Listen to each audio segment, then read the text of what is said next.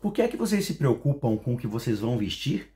Observem como crescem os lírios do campo. Eles não trabalham, não fiam. Eu, porém, afirmo a vocês que nem Salomão, em toda a sua glória, se vestiu como qualquer um deles. Mateus capítulo 6, versos 28 e 29.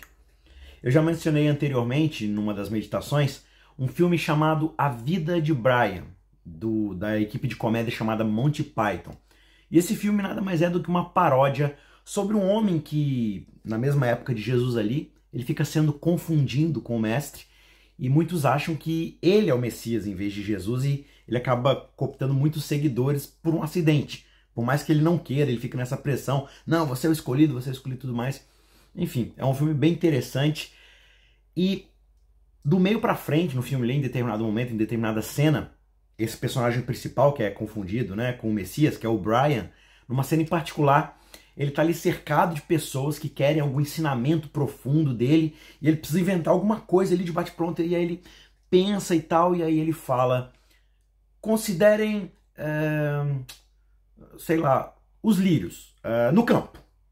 E aí uma moça chamada Elsa pergunta: considerar os lírios no campo? Como assim? E aí ele fala: tá, então considera os pássaros ao invés disso.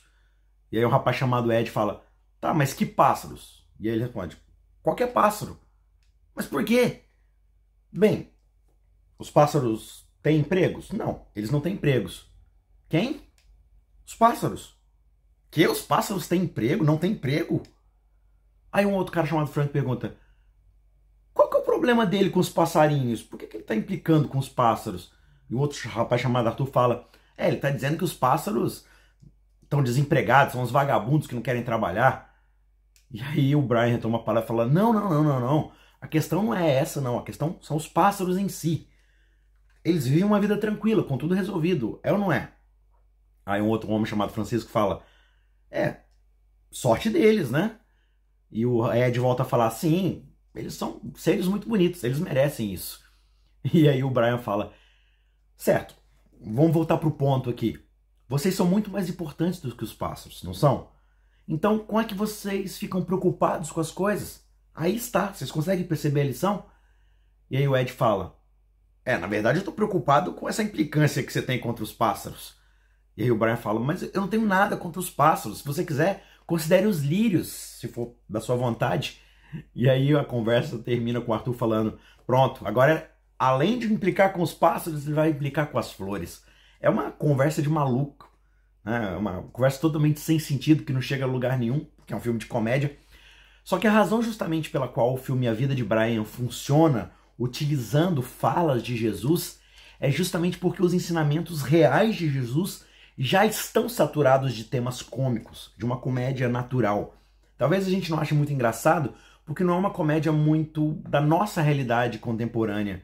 Só que nessa parte aqui do Sermão do Monte, Jesus está combinando a observação de temas cotidianos, como a flor, o lírio, no caso, os pássaros, e ele faz uma justaposição aqui com a descrição cômica do absurdo de um pássaro ter que trabalhar para comer, ou de uma flor tendo que ir numa loja para poder comprar roupa.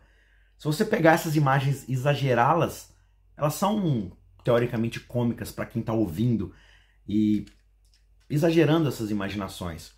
E Jesus está justamente olhando para o mundo real e comparando situações impossíveis, situações cômicas que normalmente a gente manteria separada uma das outras. As aves não semeiam, elas não colhem.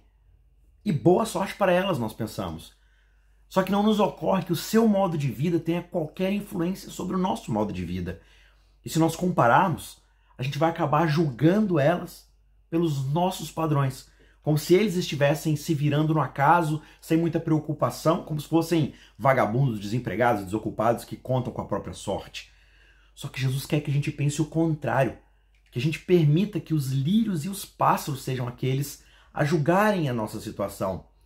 Não são eles que estão desperdiçando a vida e as oportunidades, somos nós que nos preocupamos demais com aquilo que está no futuro. Jesus vai dizer isso em Mateus 6, a partir do verso 26. Observem as aves do céu. Elas não semeiam, não colhem, não guardam as coisas em celeiros. No entanto, o Pai de vocês que está nos céus sustenta vocês. Será que vocês não valem muito mais do que as aves? Quem de vocês, por mais que se preocupe muito, muito, muito, pode acrescentar 1 centímetro quadrado a mais no curso da sua vida?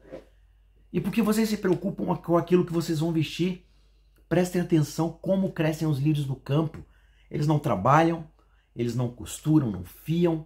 Eu, porém, afirmo a vocês que nem Salomão, em toda a sua glória, se vestiu como qualquer uma dessas flores. Agora, se Deus veste assim a erva do campo, que hoje existe e amanhã já secou e vai ser lançada no fogo, será que Ele não vai fazer muito mais por vocês, homens de pequena fé? Portanto, não se preocupem dizendo o que a gente vai comer, o que a gente vai beber, ou como é que a gente vai se vestir. Quem se preocupa com essas coisas são os pagãos. O Pai de vocês que está no céu, Ele sabe aquilo que vocês precisam. Ele sabe de tudo aquilo que vocês precisam. Os pássaros são seres cuidados pelo nosso Pai Celestial. E nós somos muito melhores do que as aves. Nós somos filhos adotivos do Pai, a imagem do Deus invisível. A grama, ela é melhor vestida do que o próprio Salomão, que foi um rei ungido. E nós somos melhores do que a relva. Nós somos ungidos para governar pelo Espírito de Deus. Portanto, como o verso 30 mostra pra gente, precisamos ter fé nessa afirmação. Sem Jesus, nós somos como os pagãos, preocupados com o que a gente vai comer, com o que a gente vai vestir. A gente está numa situação pior do que os pássaros e do que a grama. E certamente, se eu for parar para pensar, muitas vezes é assim que eu vivo, com essa preocupação. No entanto, em Jesus, quando eu confio nele, quando eu deposito a minha vida nele, eu sou um rei sobre a própria criação, porque eu sou um filho de Deus. Portanto, se eu quiser ver a essência, o ponto mais alto de uma vida sem preocupações, eu devo olhar para Jesus. Ele é o Cristo. Ele é o Filho de Deus que é proclamado em cada detalhe de sua criação, até nos lírios do campo. E aí eu olho para Jesus e vejo paz e um equilíbrio incrível na vida. Eu olho em volta para as aves, para os lírios e vejo a dependência no Divino Criador em cada detalhe, em cada circunstância. E aí eu volto a olhar para dentro de mim e tudo que eu encontro são preocupações, lutas infindáveis, um problema atrás do outro. E aí eu penso quão irritante é o fato de que até mesmo a flora e a fauna me ultrapassam numa vida sem preocupações. Será que não está na hora de recalibrar a minha fé, sendo eu um homem de pequena fé?